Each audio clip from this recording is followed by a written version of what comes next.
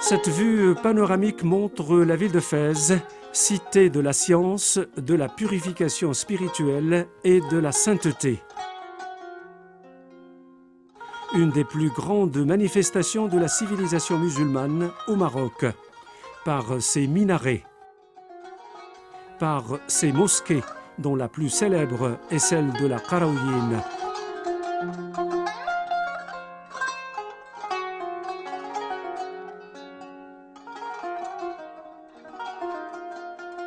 Par ses palais impériaux et par ses souks animés. Ces ruelles ont vu le passage de fondateurs célèbres et de personnages de référence pour leur époque. Parmi ceux-là, l'un des plus distingués est Sidi Ahmed Tijani, l'éminent guide spirituel, le fondateur de la voie spirituelle Tijaniya, voie soufie basée sur la tradition du prophète de l'islam.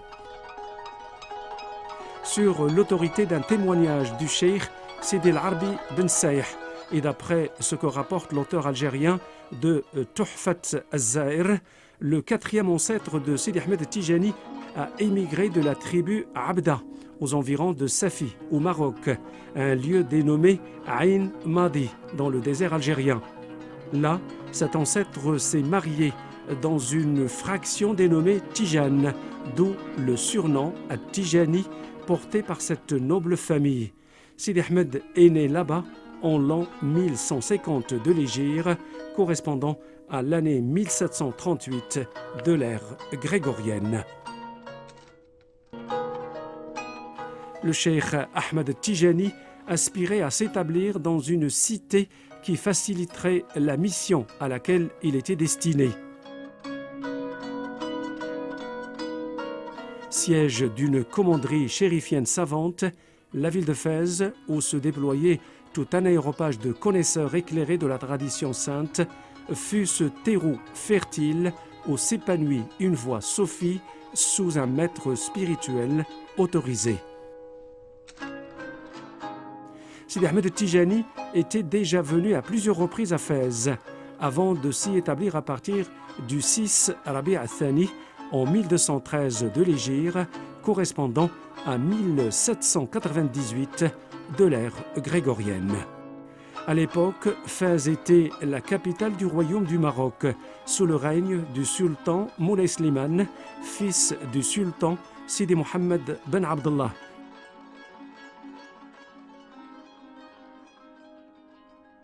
Comme son père, Moulay Slimane était un savant émérite, connu pour son application de la tradition sainte dans la plupart de ses décisions.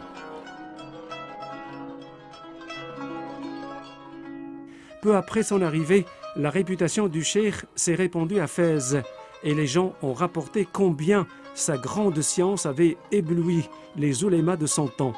Le cheikh Ben Chakroun, l'un des oulémas les plus en vue à Fès, rapporte au sultan des signes de la solidité du savoir de Sidi Ahmed Tijani.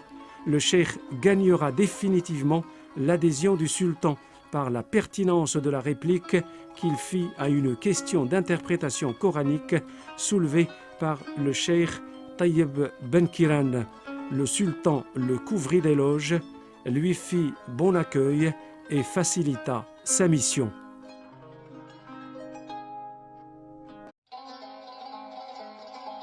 Cette époque a coïncidé avec l'apparition du nouveau dogme hanbalite que prêchait alors le cheikh Mohammed ben Abdul Wahhab. Le sultan n'eut alors de cesse que de défendre la Tijaniya, voie soufie, tolérante et modérée que prêchait Sidi Ahmed Tijani. Cette attitude du sultan est corroborée par la missive que le sultan avait adressée alors au sultan Saoud de la presqu'île arabique.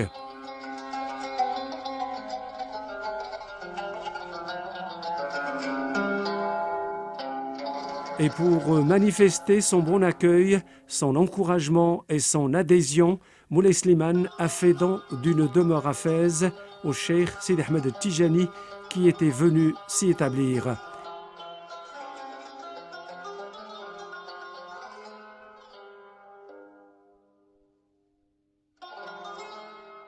C'est la demeure connue sous le nom de Dar el-Mraya, la maison du miroir, située au fond de l'ancienne Médina de Fès. En dépit du fait que nous ne connaissons pas avec précision l'origine de cette appellation, sa signification semble compatible avec ce cas, puisque le miroir est le symbole de l'entendement et de la pureté, aussi bien celle des apparences que celle de la vie intérieure. C'est là une demeure qui a une histoire heureuse. On rapporte qu'à l'origine, elle appartenait aux héritiers de l'un des plus éminents maîtres soufis du Maroc. Il s'agit de Moulay Taïb Al-Wazzani. Moulay Slimane leur a acheté cette maison par son propre argent et qu'il avait acquis de son patrimoine familial. L'historien Ad-Douaïf rapporte que le sultan tenait dans cette maison des séances de débat avec les oulémas. Le sultan en avait fait don à certains chorfas de Fès sous le témoignage des fuqaha, comme quoi il avait fait don d'une maison acquise par ses propres deniers. En 1213, correspondant à 1798 de l'ère grégorienne. À la mort du shérif à qui la maison était offerte, le sultan l'a récupérée à nouveau en l'achetant aux héritiers, jugeant que ces orphelins avaient besoin d'argent plus que d'une telle demeure. Ainsi, Allah a voulu que cette maison soit offerte à Sidi Ahmed Tijani quelques mois après avoir été libéré de ses occupants. Il est relaté dans la biographie du cheikh qu'il aurait résidé à Dar el-Mraya sur une autorisation spirituelle qu'il aurait reçue du prophète, prière et bénédiction sur lui, et que la dite autorisation était accompagnée d'un testament qui stipule que le cheikh évalue le prix de la location mensuelle de la maison et la dépense dans l'achat de pain qu'il devait distribuer aux nécessiteux.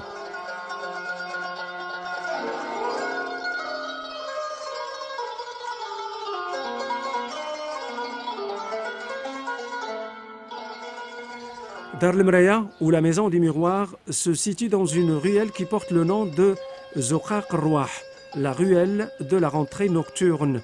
Et c'est là une autre allusion spirituelle parce que le Rouah, ou rentrée nocturne, désigne chez les Marocains l'arrivée de la mariée à sa maison la nuit des noces.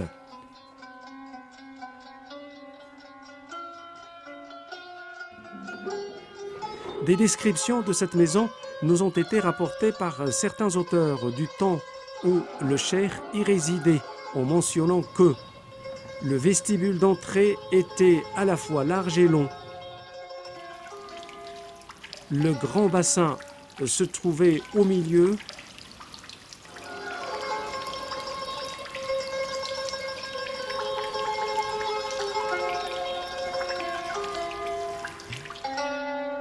Ainsi qu'un certain nombre de chambrées et un certain nombre de dépendances.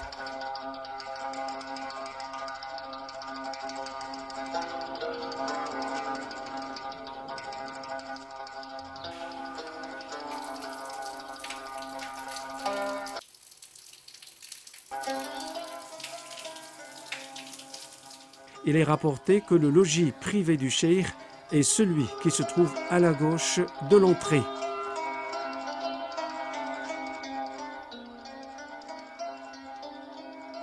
Et la petite pièce qui se trouve à l'intérieur de ce logis constitue le lieu de retraite, Khouloua, où le cheikh s'isolait pour le dhikr et la prière.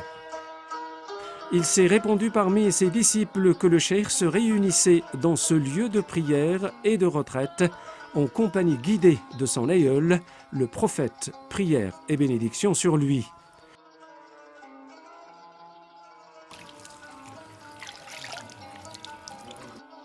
Ce logis continua à faire l'objet de vénération chez tous ceux qui ont habité cette maison par la suite.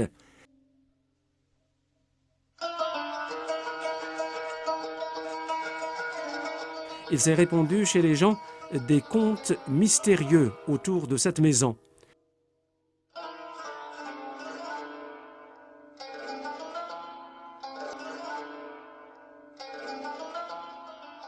Le cheikh se servait du patio de la maison pour la prière et pour le dhikr collectif quotidien, la wadifa, en compagnie de ses disciples. Il y étalait une natte. Sur cette natte, un tissu immaculé en laine est étalé au moment de la récitation de la prière sur le prophète, prière dite Jawharat al-Kamal, la perle de la perfection.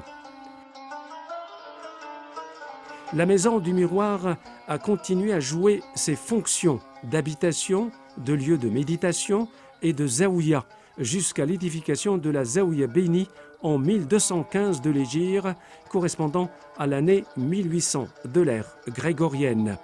À partir de cette date, la zaouïa devient le réceptacle des prières et du dhikr. C'est dans la continuité du pacte fondé par l'accueil réservé au cheikh par le sultan et par la reconnaissance des disciples de la tariqa envers la monarchie du Maroc qu'il arrive très récemment l'ordre du commandeur des croyants, Sa Majesté le roi Mohammed VI, que Dieu le glorifie, pour que Dar el-Mraya soit restauré. C'est en ce sens qu'on avait chanté « Ce n'est pas l'amour des maisons qui ravit mon cœur, mais bien l'amour de ceux qui l'ont jadis habité. »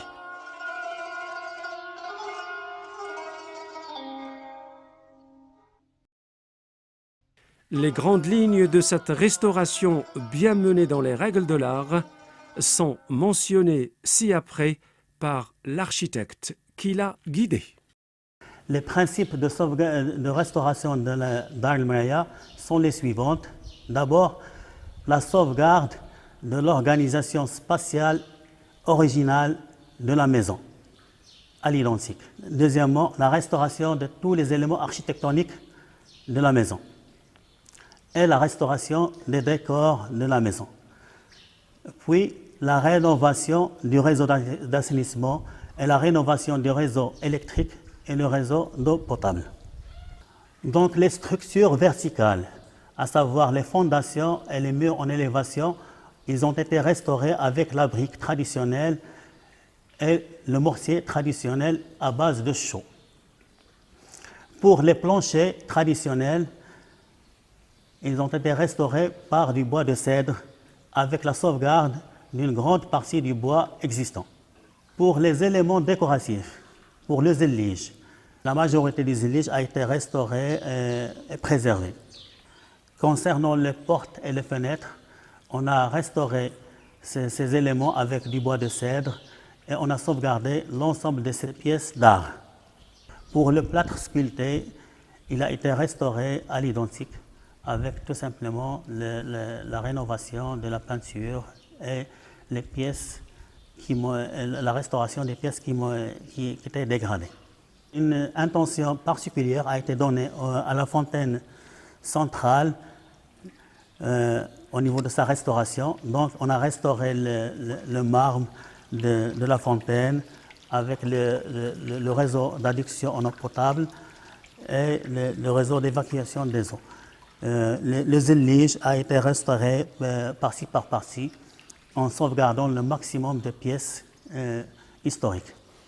L'ensemble des chambres secondaires qui se trouvent à l'étage ou au rez-de-chaussée ont bénéficié d'une restauration à l'identique en renforçant les murs et on a restauré le revêtement, zillige, plâtre et les planchers.